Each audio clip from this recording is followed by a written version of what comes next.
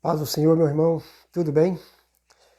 Estamos de volta com a nossa Escola Bíblica Dominical, comentando alguns exemplos, extraindo alguns exemplos, algumas lições da nossa aula de número 8, que vai tratar sobre o tema Naamã é curado da lepra. A nossa leitura em classe está segundo livro dos Reis, capítulo 5, do versículos 1 ao 10. Depois o 14 e do 25 ao 27. Você não tendo aí uma revista, você pode então fazer a leitura. No capítulo 5 de segundo livro dos Reis, você vai encontrar esse milagre do qual estaremos falando nessa oportunidade e extraindo aqui algumas lições, alguns exemplos. A nossa lição tem o primeiro tópico mostrando Naamã como o chefe do exército sírio. Vamos direto para o comentário. Você pode nos acompanhar se você quiser fazer uma pergunta, um comentário, apresentar uma ideia a respeito do assunto. Depois deixa aí nos comentários do vídeo. Aproveite e deixa o seu joinha também. Se você não é inscrito, inscreva-se no canal, compartilhe com alguém e nos ajude a alcançar mais pessoas com a palavra de Deus. Primeiro ponto da lição diz assim: Naamã, um comandante honrado. Naamã era um ministro do alto escalão do governo da Síria, cuja capital era Damasco. A Síria havia atacado Israel várias vezes. Temos aí os relatos nos versículos citados. Naamã era um comandante admirado e respeitado por todos, devido às suas muitas vitórias em batalhas. Mas era leproso, e essa doença afetava sua integridade e o deixava vulnerável. Alguém disse que esse homem, ele era um homem muito importante devido às suas estratégias para a batalha, para a guerra, sendo ele capitão do exército do rei da Síria, ou do império da Síria, né? E ele era um homem assim, muito importante, muito estratégico na guerra, tinha um bom desenvolvimento no trabalho, era um homem muito honrado, muito respeitado por isso. Porém, ele tinha um sério problema, ele era doente, ele era leproso. E alguém disse que então esse homem dentro de casa, ele tinha uma grande frustração. Lógico que tudo isso, todo esse tipo de informação é pela chamada inferência, né?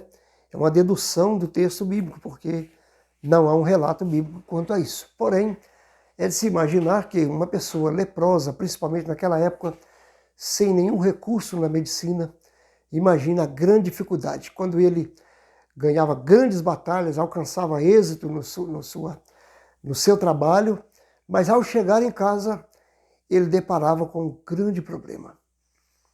Em casa, que ele era visto pela sua esposa, pelos seus filhos, como alguém que enfrentava uma dificuldade muito grande, uma doença que estava ali levando à morte. Essa é a realidade, né?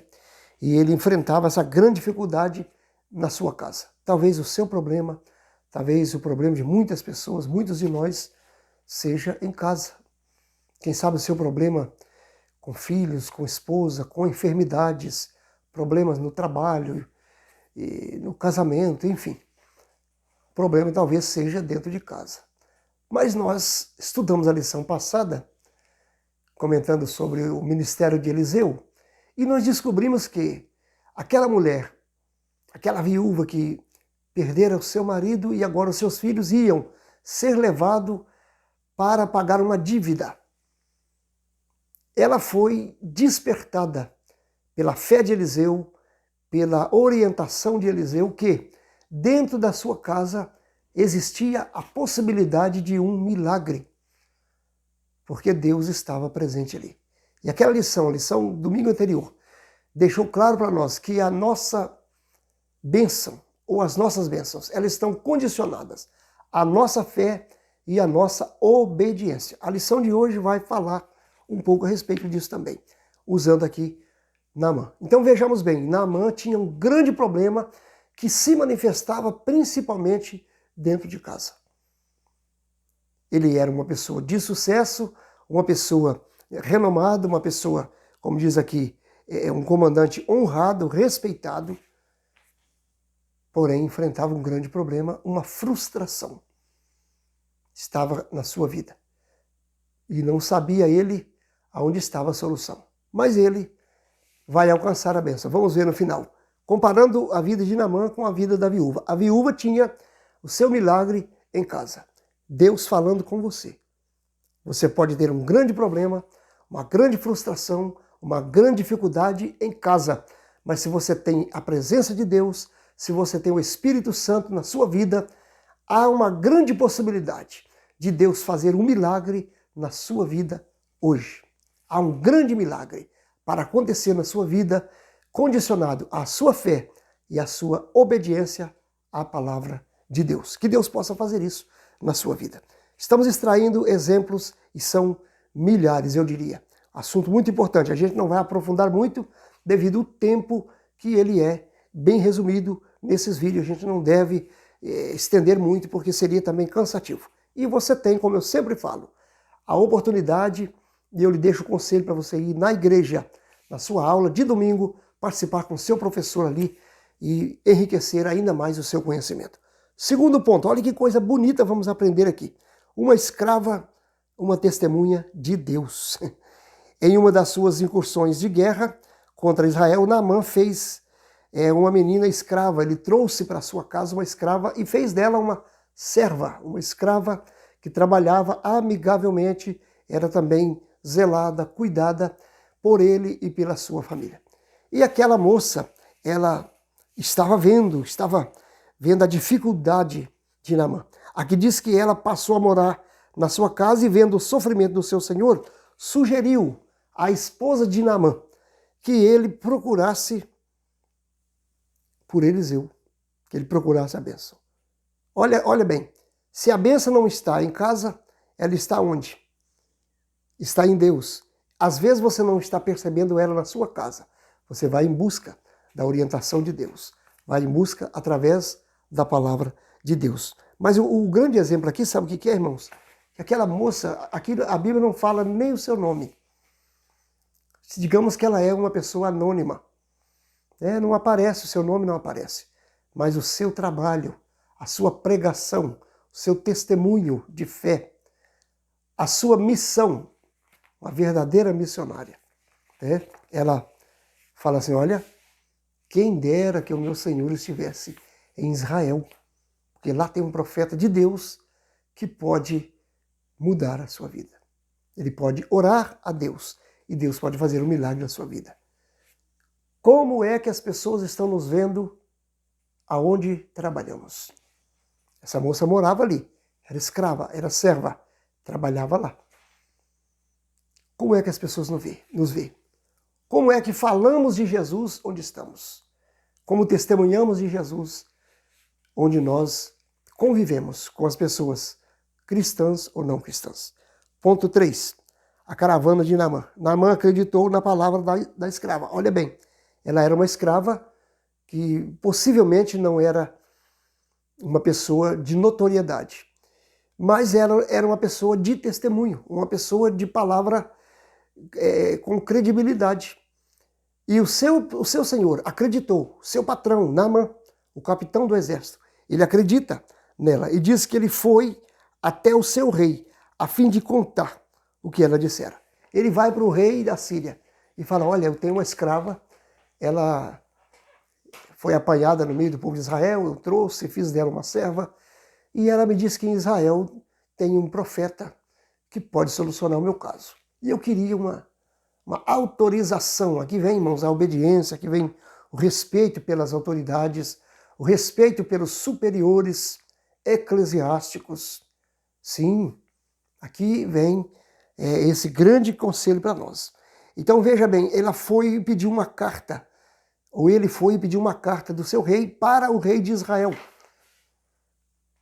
Porque ele era um homem do alto escalão, não era uma pessoa comum, não era uma pessoa comum. Diante de Deus, preste bem atenção, diante de Deus não tem esse negócio. A Bíblia diz que Deus não faz acepção de pessoas. Deus, ele tem todos no mesmo valor, mas ele também capacita e dá dons diferentes para o seu povo, dando cargos, funções diferentes. cobrando mais de um e de outro naquilo que ele lhe passa, ou lhe dá, ou lhe confia.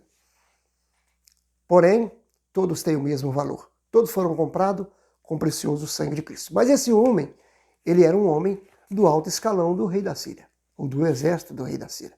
E ele então vai, autorizado, não procurar o profeta, preste bem atenção, ele foi procurar o rei.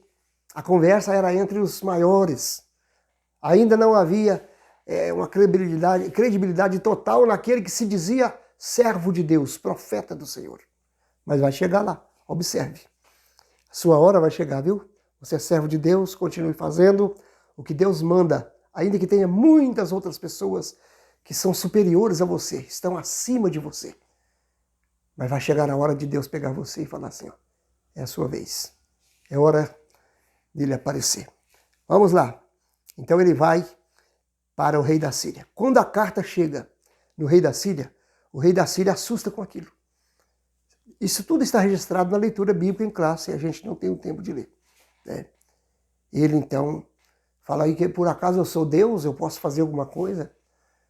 E ele até entendeu que aquilo seria uma ameaça, seria um pretexto do rei da Síria para caçar confusão e guerrear contra ele.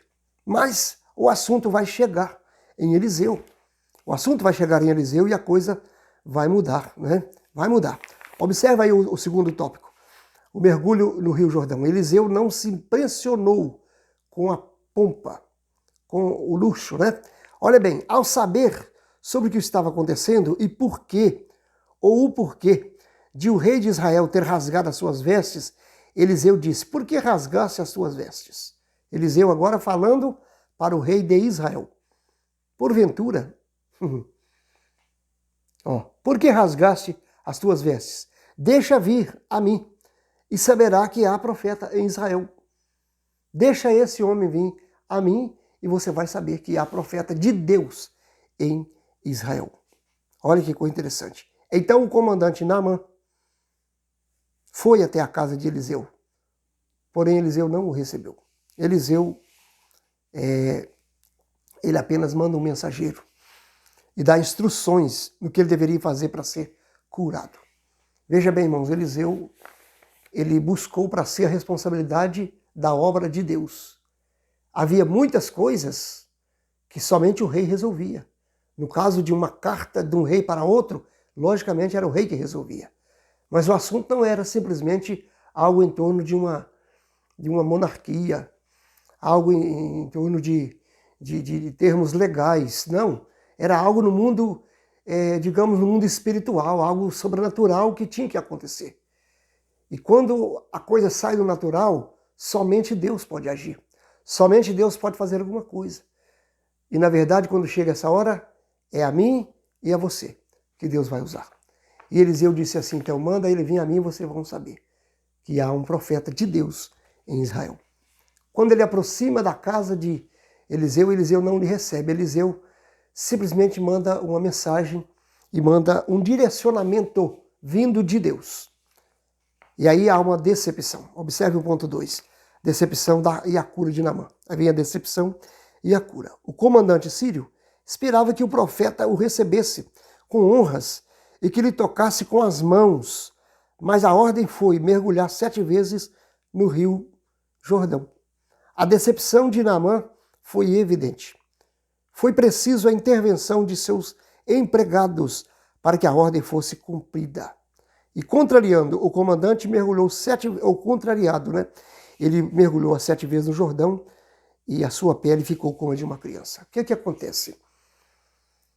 O assunto estava entre pessoas de um nível superior a Eliseu, num sentido, digamos, natural.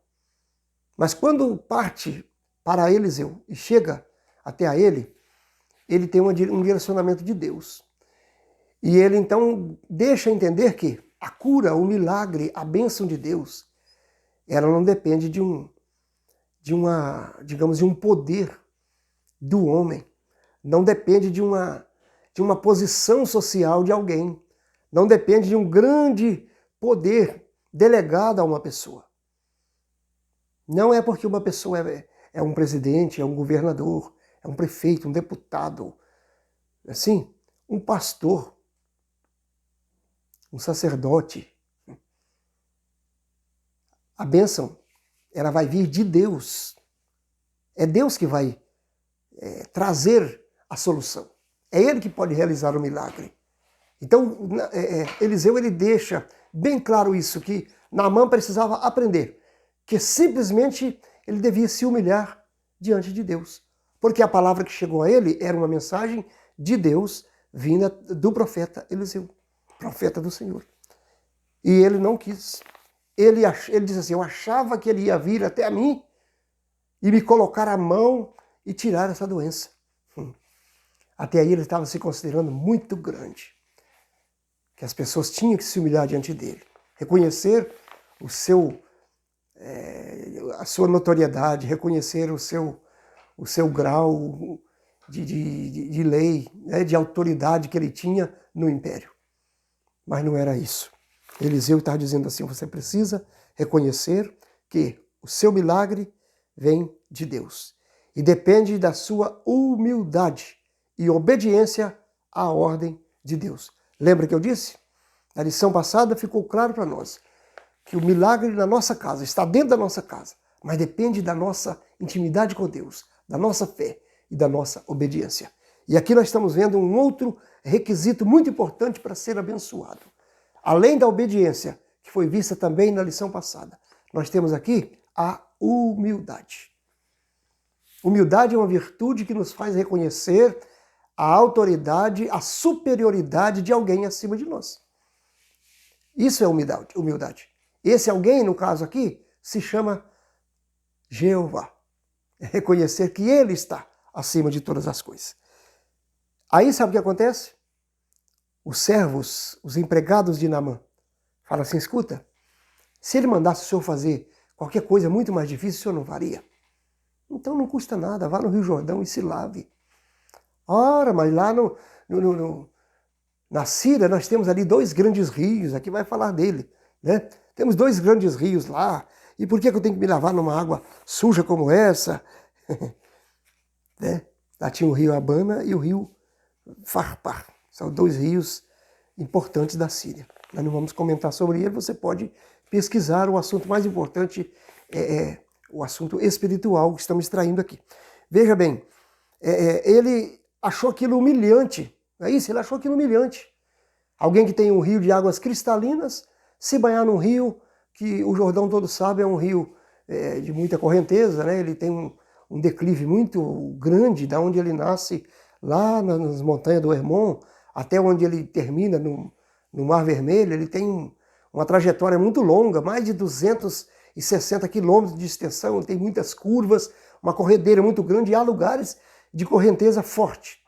E por isso ele é um rio de águas turvas, não é de águas cristalinas. E o capitão, o comandante falou, não, isso não é para mim. Meu irmão, se você quer receber a bênção de Deus, esquece da sua posição social. Lembra que Deus espera um coração humilde. O salmista diz assim, um coração quebrantado não desprezarás, ó Deus. Deus está sempre olhando para o nosso coração. Não foi isso que ele disse para Samuel, quando foi ungir Davi como rei? Voltando bem adiante, bem atrás.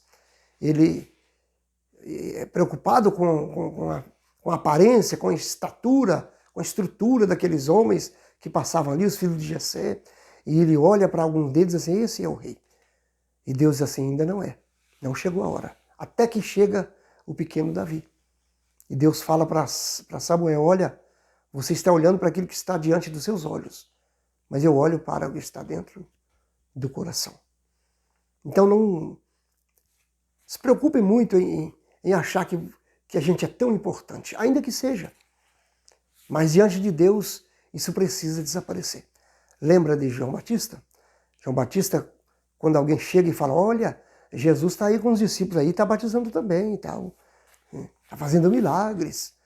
João Batista disse assim, ó, é necessário que ele cresça e eu diminua, certo?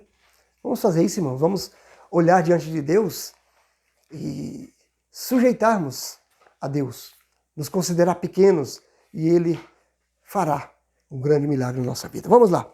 O terceiro ponto, nós estamos já aí findando o segundo tópico. Deus ainda opera milagres e não misticismo. Aqui vai tocar num assunto interessante. Olhe bem, o número 7 que Eliseu usou representa a perfeição de Deus na simbologia hebraica. Representa, certo, irmão? Simplesmente representa na simbologia, nos estudos, naquilo que acontece. Tudo bem. Entretanto, o episódio do 2 Reis, capítulo 5, é o único que relata o uso desse número pelo profeta. Ele apenas usou essa vez. Ele disse, vai e se lava 7 vezes. Tudo bem. A Bíblia não esclarece o porquê ele fala isso, né? Olha bem, tal fato não nos dá o direito, observe isso, irmão, observe isso porque está muito em voga nos nossos dias.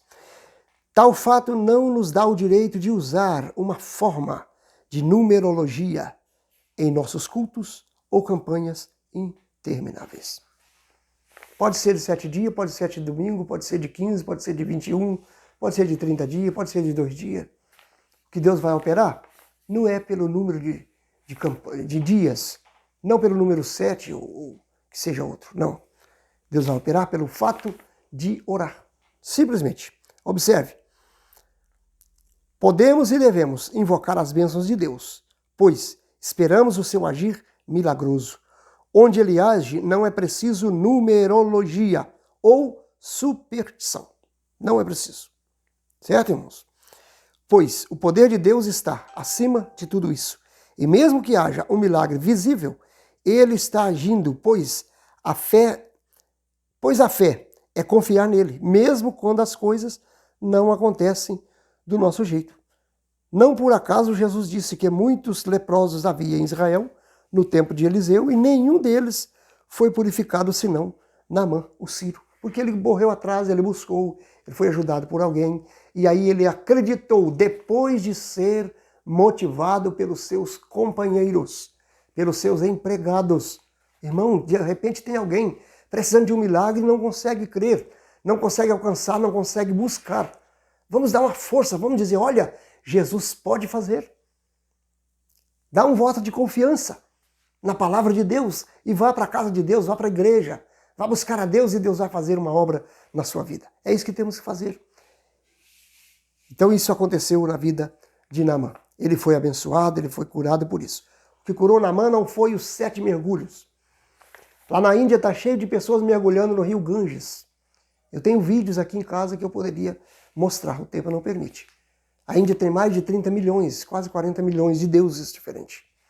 Eu trabalhei com missão um tempo na nossa igreja e eu fazia apresentação de slide com vídeos e eu usava muitos vídeos da Índia, da África, para mostrar o sofrimento no campo missionário. E eles vão ali e se lavam e se banham no rio Ganges e bebem água, sabe? E jogam os mortos lá também e faz tanta coisa porque acredita que o rio Ganges é milagroso. Acreditam, porém não é. Voltando para a lição. O que curou Naamã não foi os 7 mergulhos. Não. Não foi. Foi o fato dele acreditar na palavra do profeta que foi inspirado e direcionado por Deus. E disse, se você lavar, você vai. Sendo obediente, você vai ser abençoado. Ele obedeceu e foi abençoado. Às vezes se faz uma campanha de 7 dias, 7 quinta-feira, 7 quarta-feira, 7 domingos, 7 meses e tal. Tem gente que vai 2 vezes só, 3, porque ele não podia 7. E lá no final ele está contando a bênção. Já aconteceu com você. Você não foi às 7 vezes, ou nem às 21. Você foi o que deu para ir, mas você orou com fé. Esses números que se criam é simplesmente estratégias, planos, assim, vamos planejar aqui tantas semanas e tal. Eu até gosto um pouco de evitar esses números, sempre gostei de evitar um pouco, mas se você faz e você ora, você busca, pode ser 7, pode ser 21, pode ser 30, pode ser quantos quiser. Nós temos na Bíblia exemplo de 40 dias de oração, 40 dias de jejum. Nós temos Daniel orando 3 semanas inteiras, orando e jejuando. E o anjo chegou para ele, lembra? Leia capítulo 6 de Daniel, você vai ver no versículo 10. Ele ora e jejua 21 dias. E o anjo aparece para ele e fala assim, Daniel, desde o primeiro dia, olha, que coisa boa, irmãos, eu gosto muito disso aqui, mas muito. Desde o primeiro dia que você aplicou o seu coração a entender todas essas coisas e se humilhar diante do Senhor, são ouvidas as tuas orações. E eu vim por causa das tuas palavras. Ó, então não é o número, não é numerologia. Essas coisas não são um pouco meio supersticioso. Importante a gente estar orando. Mas se você gosta de usar 7 campanhas, 7 dias, faça 7 dias. Faça mais 7, 7 meses e ore. O importante é orar. Viu, irmãos? O importante é orar. Não deu para ir o 7, vai 6, vai 5, vai 4. O dia que der, você ora em casa. O importante é orar. O importante é obedecer a palavra. Naamã foi curado, volto a repetir. Não por ser 7 vezes, mas porque obedeceu a ordem do profeta, direcionado por Deus, para mergulhar 7 vezes no Jordão. Se ele mergulhasse só 6, ele não era curado. Ah, mas então é o 7 que curou. Não, a obediência. A obediência irrestrita. Não, é 7 vezes, então eu vou fazer as 7 vezes. O profeta falou, eu acredito no profeta. Foi o profeta que falou, o profeta que falou é inspirado por Deus? É um profeta verdadeiro? É, então eu vou acreditar. Não tem esse negócio de falar assim, eu vou e se der certo. Não, irmãos, a gente precisa acreditar. A palavra de Deus, a gente precisa acreditar. Sem fé é impossível agradar a Deus. Hebreus 11, verso 5. É impossível agradar a Deus. É necessário que aquele que se aproxima de Deus creia que Ele existe e que é galardoador daquele que o buscam. Olha, vamos acreditar e Deus vai nos dar a vitória. Estamos terminando a nossa aula, temos algumas coisas aqui no terceiro tópico e é um assunto lamentável, mas aconteceu. Ó, Geazi, acometido da lepra. Quem era Geazi? Geazi era um servo de Eliseu. Semana passada a gente falou dos filhos dos profetas. A expressão filhos dos profetas é uma expressão aos alunos, aos homens que estudavam com os profetas, no caso Eliseu e Elias, para viver como profeta. Não para aprender a profetizar ou ser profeta, não. Mas para viver uma vida de profeta, chamado por Deus e que obedecia às leis de Deus. Estudavam a Torá, os 5 livros de Moisés, que eram os livros que existiam na época. Estudavam, aprendiam como se portar diante de Deus. E Geazi provavelmente um desses. Um seguidor, um servo. No caso aqui ele é visto como auxiliar, servo de Eliseu. E acontece uma coisa lastimável com ele. Olha bem, após a sua cura física e sentimental, Naamã estava disposto a voltar a Eliseu, a fim de lhe presentear. A Bíblia não deixa claro que esse presente foi o mesmo enviado pelo rei sírio anteriormente. Pode ser que o primeiro presente tenha ficado com o rei de Israel. Porém, se for o mesmo, a quantia era composta. Olha, irmão, que coisa. Vamos resumir aqui. Foi enviado um grande presente. O rei da Síria falou, leva isso, leva aquilo, leva... E ele levou muita coisa. Eu vou ler daqui a pouco. Acredita-se que esse presente ficou de um rei para o outro, ficou com um rei, para que ele disponibilizasse o profeta que estava dentro do seu reino para que curasse o seu servo Naamã. Então não há um esclarecimento bíblico quanto a isso. Se o presente era esse, ou se um outro trazido posteriormente por Naamã. Mas o que aconteceu de fato? Naamã queria levar esse presente, porém, Eliseu diz assim, eu não quero presente. Eu não prego para ficar rico, eu não quero. Era isso que ele estava dizendo, eu estou fazendo a obra de Deus. Ele é o meu sustento. É lógico, irmãos, é lógico. Eu vejo muita gente na internet criticando os pregadores que recebem uma ajuda para ser pregador. De vez em quando eu saio para pregar, as pessoas me falam assim, quanto que fica a despesa? O que você recebe para pregar? Diz assim, eu não recebo, eu vou pregar, você reconhece as minhas despesas, a viagem é o que a gente precisa. Eu não tenho condição de sair aqui e ali, muitas vezes, quem sabe longe, eu não tenho condição, às vezes. Se você achar que deve, você faz. Se você não puder, eu vou me esforçar também e vou lá. É assim que acontece. E sempre as pessoas têm reconhecido a nossa necessidade para uma viagem. Isso é a verdade. Mas tem alguns homens, tem alguns pregadores, convenhamos, o seu ministério se tornou um ministério itinerante E ele vive de pregações.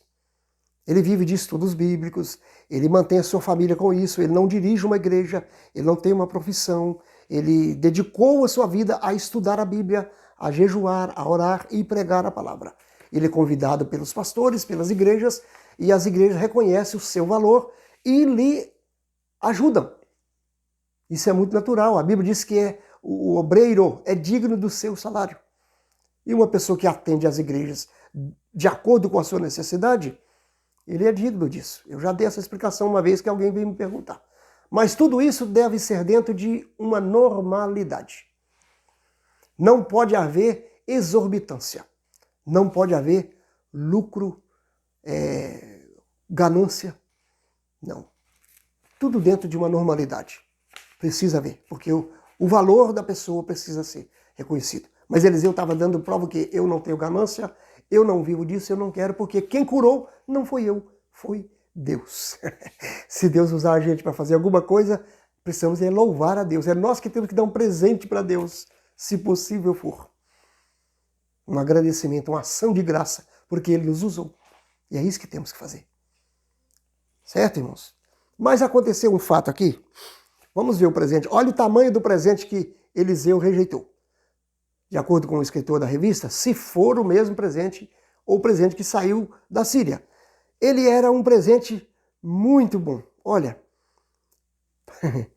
Porém, se for o mesmo, a quantia era composta de 350 quilos de prata. Olha, bastante coisa. Uns 60 quilos de ouro. Meu Deus. 10 mudas de roupas finas. Um valor muito grande para ser rejeitado. Mas mesmo assim, Eliseu rejeitou o presente. É fácil não, irmãos? 500 quilos de ouro. É muita coisa. 350 quilos de prata. Aliás, 70 quilos de ouro, né? 70 quilos de ouro. 10 mudas de roupa. Sabe o que aconteceu, irmãos? Aquilo encheu os olhos de Geazi.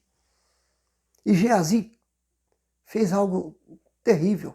Terrível. Olha aí. O ponto 2 dá um resumo do que a gente está falando, dizendo assim, ó, a atitude de Eliseu ao recusar o presente de Naamã revela um comportamento de quem não vende a si mesmo ou as bênçãos de Deus. Tanto Elias quanto Eliseu eram homens consigo mesmo e com Deus. Eram honestos consigo mesmo e com Deus.